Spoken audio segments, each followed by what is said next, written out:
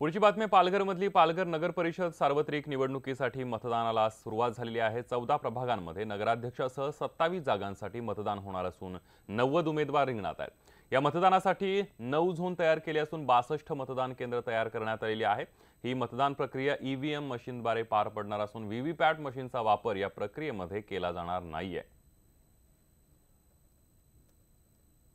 पालघर नगर परिषदेच्या मतदानाला सकाळी 7:30 वाजल्यापासून सुरुवात झालेली आहे। चांगला प्रतिसाद जो आहे तो मतदार या ठिकाणी आपल्याला बघताना पाहायला मिळतो। बघा, मोठ्या प्रमाणात जे आहे बूथ बाहेर गर्दी झालेली आहे।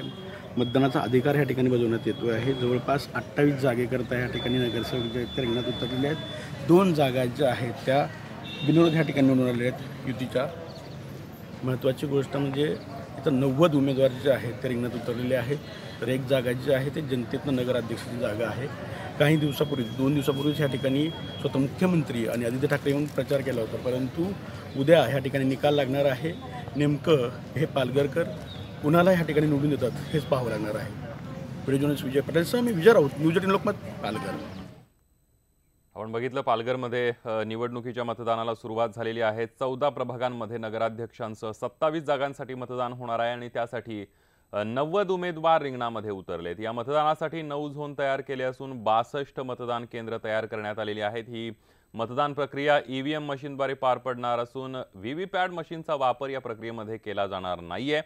पालघरमध्ये कोण बाजी मारतं याकडेच आता सगळ्यांचं लक्ष लागलेलं आहे, कारण युतीनं या सगळ्या प्रचारामध्ये आघाडी घेतलेली आपल्याला पाहायला मिळालं। कारण मुख्यमंत्री देवेंद्र फडणवीस असतील, स्वतः शिवसेना पक्षप्रमुख उद्धव ठाकरे आणि युवा सेनेचे प्रमुख आदित्य ठाकरे या सगळ्यांनी पालघरमध्ये जाऊन प्रचार केलेला होता आणि त्यामुळे काय नेमकं होतंय पालघरमध्ये हे आता बघणं औत्सुक्याचं ठरणार आहे। अधिक माहिती घेऊयात, विजय राऊत आपले प्रतिनिधी आपल्या सोबत आहेत। विजय।